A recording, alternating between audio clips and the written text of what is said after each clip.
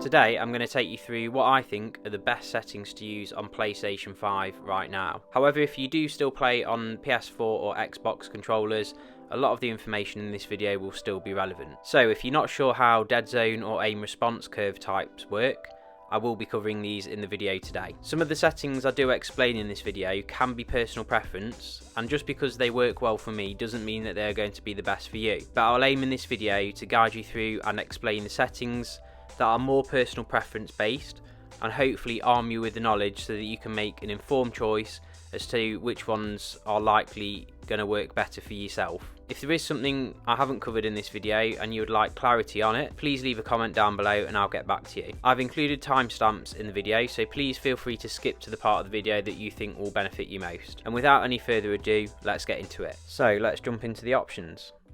So first of all, I use the bumper jumper tactical loadout, and that's for two main reasons. The first one, so I can use the L1 button to jump, and the second one, so I can use the R3 button to crouch, prone or slide, both of which are really handy to use as they are common functions you'll need most of the time. And having the bumper jumper tactical option means that you can perform these functions without having to take your thumb off the analog stick, so you can continue to aim whether you're jumping or whether you're sliding. If you want to adjust over to the bumper jumper tactical option, then what I suggest you do is go to the tactical settings first and play on those for a bit and get used to them, and then once you are comfortable with just the tactical settings, then move over to bumper jumper tactical, as it just makes the transition a lot easier than jumping straight into bumper jumper tactical and 4 different buttons being moved around. For the stick layout preset, you want to keep it default. Again, inverted look disabled. People are just weird who have that as enabled. I don't know why you would want that as enabled. Next, Deadzone. So when it comes to Deadzone, this is personal preference and down to the age of your controller. Now,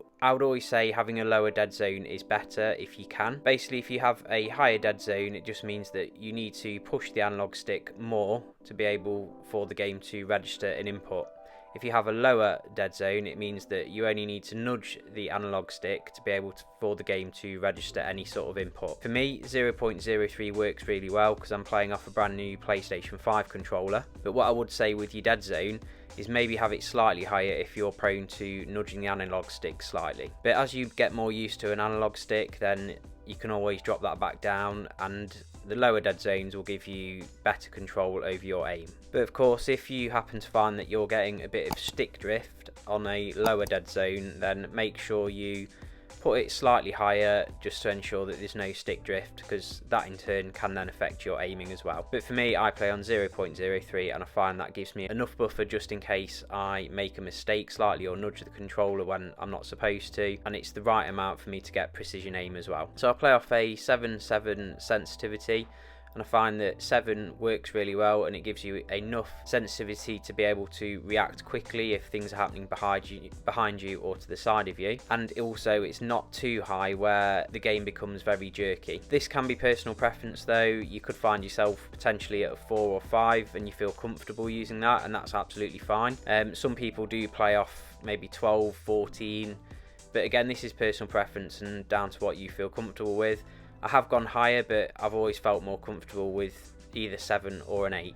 If you are just starting the game or you've only playing it for a few months, you can aim to get a higher sensitivity. So if you start on number 4, nudge it up slightly, put it up to number 5, play a few games, get used to it, then nudge it up to number 6 and then number 7, and you can keep going as much as you want. But I think it does become a point where some sensitivities are too much, so then you can lower it back down and find your middle ground. ADS sensitivity, so for low zoom I like to play on 0.75. Again, this is personal preference. I just prefer a slower aim when it comes to aiming down sight, as it gives me more precision, particularly over longer ranges. And again, I have it dropped 0.05 lower on high zoom optics, so that's your sniper rifles, because again, I prefer the precision on those. Now with your aim response curve, I have mine as dynamic, as it gives me a snappy response to aiming down sight. And how the dynamic curve works is that once you aim down sight and nudge your analog stick to the left or right, it will speed up the animation, and then slow it down, whereas the standard works slightly different in the fact that it's just opposite to dynamic, so it will slow your aim to start with and then speed up. But I prefer the snappy response, and that's why I love dynamic. I did play on standard a while ago, but since moving over to dynamic, I've not looked back. Controller vibration, you probably want that disabled just because it's off-putting, and I think that if your controller's vibrating, it'll throw your aim off. Aim assist I have as standard. All these are pretty much standard. Now the use reload behaviour, this is something you do want to change, and for Warzone you want it as contextual tap, and that just means you can tap the square button to open crates or pick up weapons rather than having to hold it. In some situations where you need to react very quickly, or let's say you're dropping in off your parachute and need to pick up a weapon extremely quick to take down an enemy, you don't want to be having to hold the button down to pick it up. You'd much rather tap it. So that's why I go with contextual tap. It takes a little bit of getting used to, but once you're used to it, it's absolutely fine. You want that enabled depleted ammo switch, so that just means that if you run out of ammo on your primary weapon, it will automatically switch to your secondary weapon. Armor plate behaviour, so this one I have applies 1 because I play with the claw technique, and it just means that I can put armor plates on while still being able to move around and sprint. However, if you don't play with claw and you don't have paddles on the back of your controller, I would suggest putting it on as apply all, as that just means that you can tap the triangle button and take your finger off the triangle button and it'll automatically apply the rest of your armor plates. Slide behaviour you need as tap, and that just again is a quick response to being able to slide. Auto move forward is disabled, automatic sprint disabled, again I like to do that myself. And then finally parachute auto deploy I have as disabled. Now the reason I have this as disabled is literally because I like to get as close to the ground as possible before popping my chute, and it just means it limits the amount of times that I could potentially get shot out of the sky. So onto the general settings then. So for your brightness, you just want to do what it says in the boxes, so make sure that the brightness is barely visible, easy visible and not visible. You don't want to be going too high, otherwise it will adjust your white point and a lot of things will become then not visible in bright light, so you want to make sure you're following the guide for that. For my screen that I play on, 54 works perfectly. I like to have it slightly more than barely visible in the middle one, and I find that works well in darker areas, but if you put it too much above that, the white point will be too overexposed and you'll end up not seeing things in bright daylight. Film grain you absolutely don't want, so make sure you disable that and turn it down to 0. There's absolutely no need to have any sort of film grain in there, it just blurs things up for you. Subtitles I have as enabled, just in case there's some important information that I miss on the headset I can read on the screen. For colorblind type I play on this one here.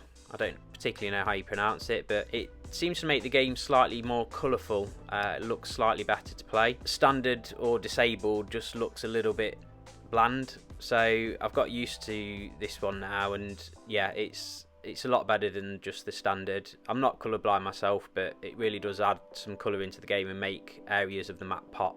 World motion blur, again you want as disabled. There's absolutely no reason why you'd want that enabled. It will just blur things up and you might miss certain details that are important, so you want to make sure that's disabled. Weapon motion blur, again the same, disable that. Minimap you want as square because it gives you more area where you can actually see things going on around you.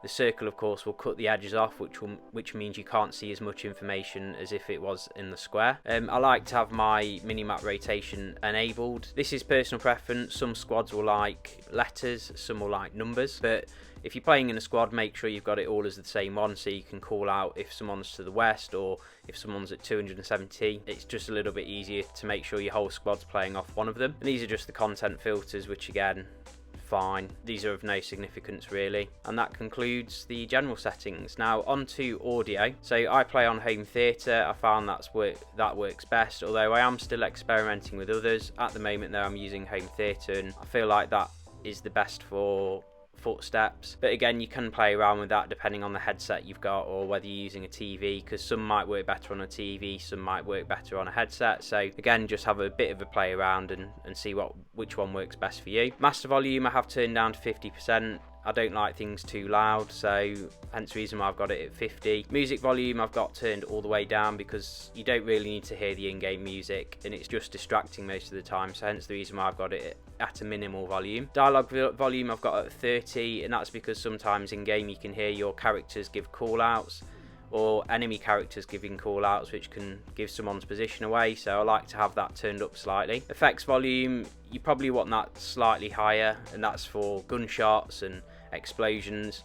I find that 34 works fine with a headset, so again I don't like to have the effects too loud because it will burst my eardrums. Juggernaut music, you absolutely want it disabled, that's nothing but a distraction, and I just prefer the hit marker sounds for Modern Warfare than sort of the classic or none at all, so keep that at Modern Warfare. Again, voice chat options, they're all sort of personal preference, just play around with those and see which works best. And war tracks I now have as disabled because there's nothing more irritating than jumping in a car with one of your squad mates and they've got hip hop or rock blaring out and you can't hear what's going on around you, so I've fully disabled that and I don't intend to ever turn that back on. Practice makes perfect, and if you have found in this video that you now want to go ahead and adjust your settings, the best way to get used to them is via a bot game in multiplayer. This will enable you to be able to play about with button layout, sensitivity settings and more, so you can fine tune your settings to find out which ones work best for you in a chilled environment, and that's without sweats beating down on you with MP5s. So this is how you set one up. So first of all, you want to go into Call of Duty Modern Warfare multiplayer menu and then scroll to the bottom so you can get into a private match or custom lobby. And then you want to go onto game setup and first of all select the map you want to run on. I recommend Rust as it's one of the best for practicing in. Next you want to put the time limit to unlimited along with the score limit so you can play as long as you like.